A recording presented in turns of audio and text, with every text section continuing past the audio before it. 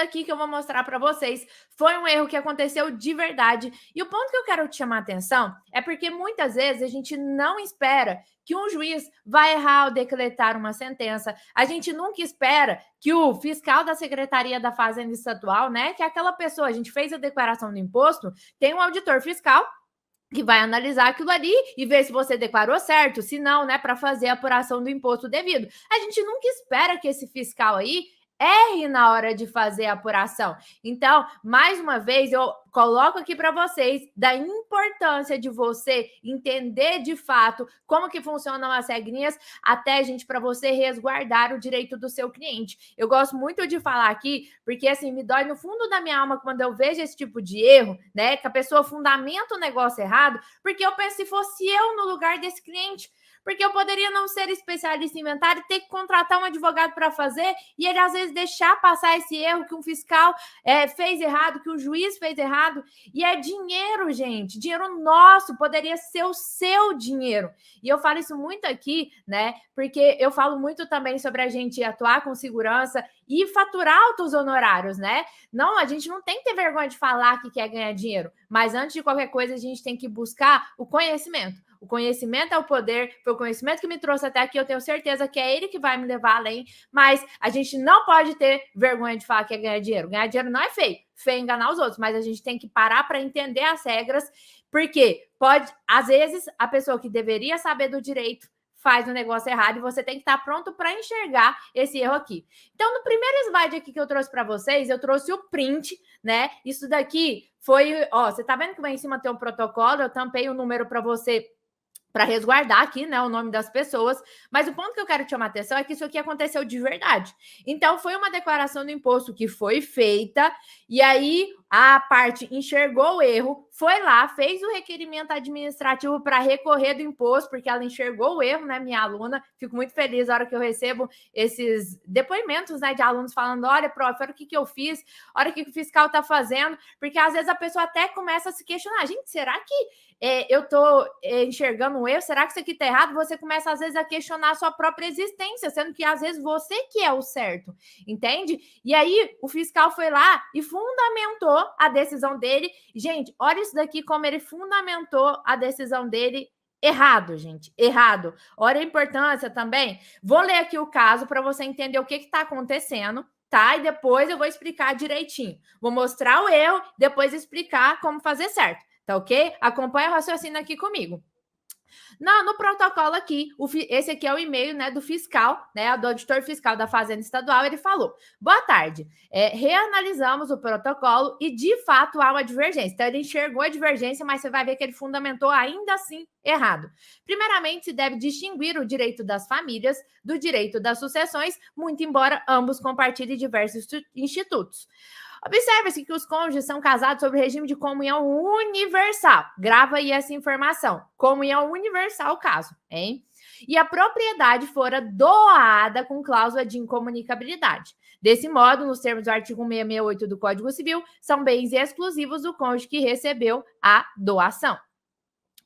Todavia, a cláusula de incomunicabilidade é vitalícia e se extingue com a morte do beneficiário. Ou seja, o cônjuge superte não é meeiro de tal bem, mas se qualifica como herdeiro. Adiante, conforme artigo 1829, inciso 1, a sucessão ocorre para os descendentes em concorrência com o cônjuge sobrevivente. Olha como ele até fundamentou em parte certo, mas ele errou muito feio aqui. Vocês pegaram que esse é um caso de comunhão universal de bens, né? É um caso de comunhão universal de bens, em que houve uma doação com cláusula de incomunicabilidade e o cônjuge está concorrendo com os descendentes, até porque ele fundamentou lá com 1829, inciso 1. Mas aonde que está o erro aqui, gente? Você já sabe, né, que a cláusula de incomunicabilidade, eu gosto que você grave assim, ó, ela morre junto com a pessoa. Porque se você gravou essa frase, você não vai errar nunca mais. Ela tem validade um eventual divórcio. Então, se Dona Maria era casada com o seu João aí e tinha a cláusula de incomunicabilidade, no divórcio, o seu João não ia ter direito. Entende? Muito importante você entender isso aqui. Mas lá no inventário, a cláusula de incomunicabilidade, ela perde a eficácia. E aqui, né, o fiscal, ele fundamentou muito bem e falou exatamente disso. Só que aonde que está o erro dele? apesar dele ter fundamentado essa parte certa, quando a gente vai analisar o artigo 1829, inciso 1 do Código Civil, fala lá, né?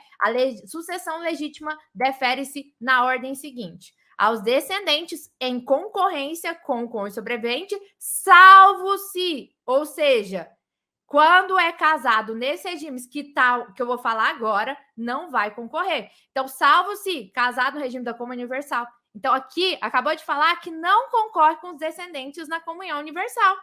Ou no da separação obrigatória de bens. Não concorre com os descendentes na separação obrigatória de bens.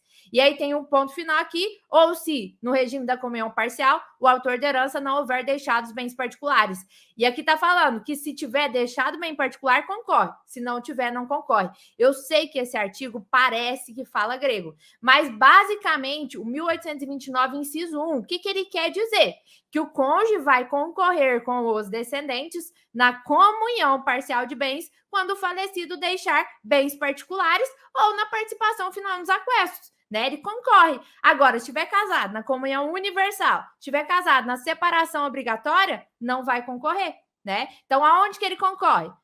Comunhão parcial estiver bem particular, participação final nos aquestos e separação convencional de bens. Os demais não vai. Eu sei que parece que está falando grego, mas é basicamente isso. Então, gente, aonde que está, então, o problema aqui mais uma vez? Porque, além disso, quando a gente vai olhar aqui, ele fundamentou, e você já vê que ele começou a errar ali, né, no finalzinho. Conforme artigo 1829, inciso 2, a sucessão ocorre para os descendentes em concorrência com o cônjuge sobrevivente.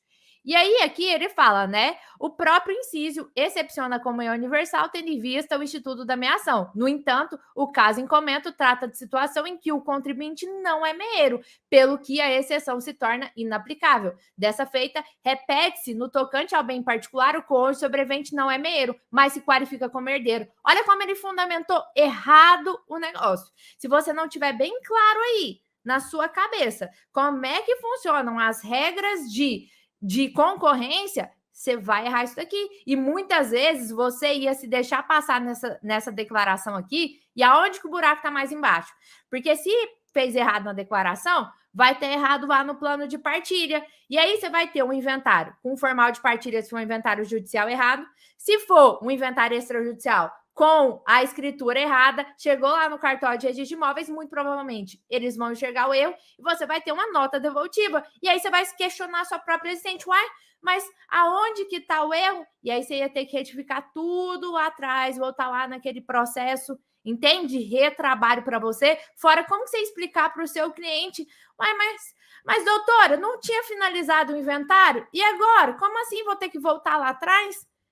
O que você ia explicar para o seu cliente que você não enxergou um erro que você deveria ter visto lá atrás? Entende? Tá? Gente, presta atenção e fica aqui que essa aula é muito importante. Muito importante.